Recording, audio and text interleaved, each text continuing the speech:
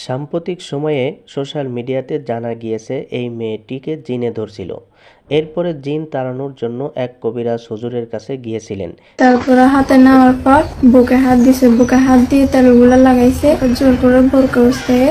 তারপর উনি আমার লজ্জাস্থানে হাত দিয়ে তেল লাগায় দর্শনের চেষ্টা করে।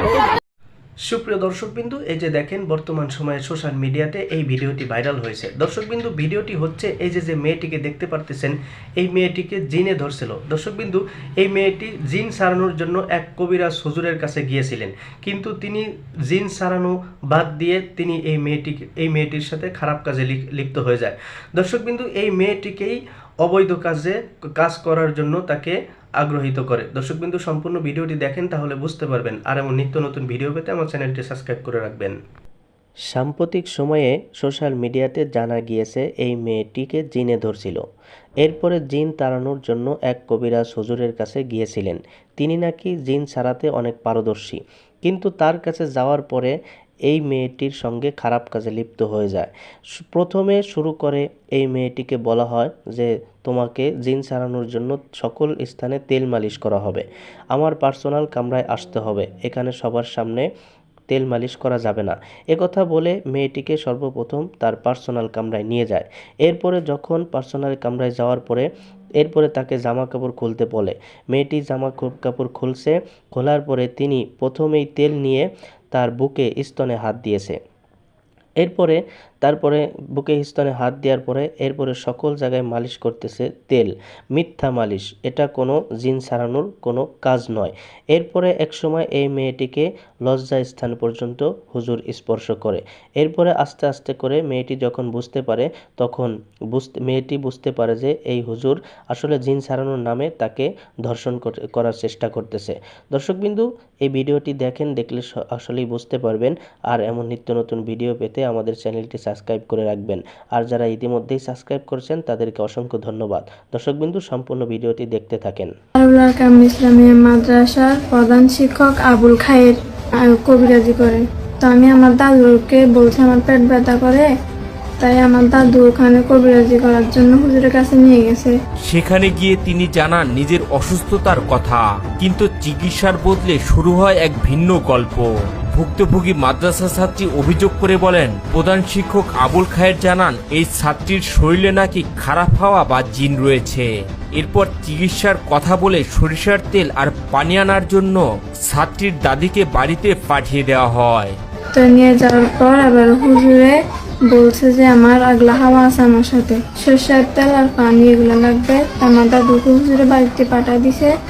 আমি ক্লাসে গেছি, ক্লাসে যাওয়ার পর হুজুর আমাকে ক্লাস থেকে ডেকে আনছে। ক্লাস থেকে ডেকে আনার পর আবার হুজুর আমাকে বলছে তোমার দাদুর সামনে তোমাকে কথাগুলো বলি নাই, তোমার সাথে একটা আগলা হাওয়া আছে, প্রতিদিন রাতে তোমার সাথে মিলন করে। এরপরে শুরু হয় সেই ভয়াবহ মুহূর্ত।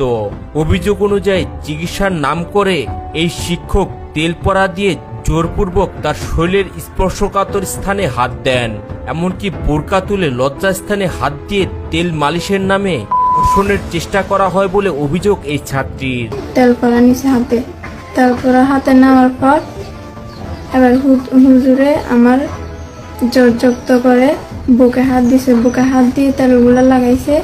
আবার তেল হাতে নিছে, হাতে নিয়ে আবার আমার বোরকা উস্কাইতে বলছে। আমি উস্কানে আমাকে জোর করে বোরকা উস্কাই।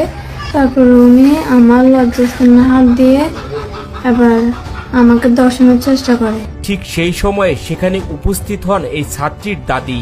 নাতনিকে কান্নারত অবস্থায় দেখে তিনি সবকিছুই জানতে চাইলে মেয়েটি সব খুলে বলে। তার একটু পরে আমার দাদু আসছে। দাদু আসার পর আবার আমার দাদু আমাকে কান্না করতে দেখে আমাকে জিজ্ঞেস করছে কি হয়েছে। আবুল খায়ের হুজুরে তেল আর পানি আনতে পাঠাই এই কাজটা করছে। তো এর পর দিয়ে আমি জিজ্ঞাসা করছি কি তুমি চিট করে দোকা চিট করে দিয়ে কথা কইছি মতো হুজুরকে কিচ্ছু হয় না, কিচ্ছু হয় না, কিচ্ছু করো না, বুঝিনি। নাতিনে কান্না করে। এই মাদ্রাসা ছাত্রী আরো অভিযোগ করে বলেন, এই ঘটনা কাউকে বললে প্রাণনাশের হুমকিও দেয়া হয়। মাদ্রাসার শিক্ষক নিজেকে নির্দোষ প্রমাণ করতে এলাকায় মানববন্ধনও করান। আমাকে হুজুরে ভয় দেখাইছে, আমার দাদুকে এবং কি ভয় দেখাইছে আমাদেরকে মেরে ফেলবে। ভুক্তভোগী ছাত্রীর দাবি, ঘটনা জানাজানি হবার পর তাদেরকে ভয়ভীতি দেখানো হয়, এমনকি মামলা দায়ের করায় ক্ষুব্ধ হয়ে তাদের বাড়িতে হামলারও অভিযোগ ওঠে। তারপর আমরা যখন মামলা করার পর হুজুরে মানে ছাত্রীদেরকে দিয়ে, সমাজের লোকদেরকে দিয়ে আমাদের উপর হামলা করে, এবং আমাদেরকে হুমকি দেয়, আমাদের ঘরটা জ্বলে দিবে, আমাদেরকে এলাকায় থাকতে দিবে না। শুধু এই একটি ঘটনাই নয়, ভুক্তভোগীর দাবি এর আগেও আরো কয়েকজন মেয়ে এমন ঘটনার শিকার হয়েছেন। শুধু আমি নই, উনি এই ঘটনা আরো 3-4টা মেয়ের সাথে করছে এবং ম্যাডামের সাথে করছে। ওনারা লজ্জায় এটা মুখ খুলে না এটা।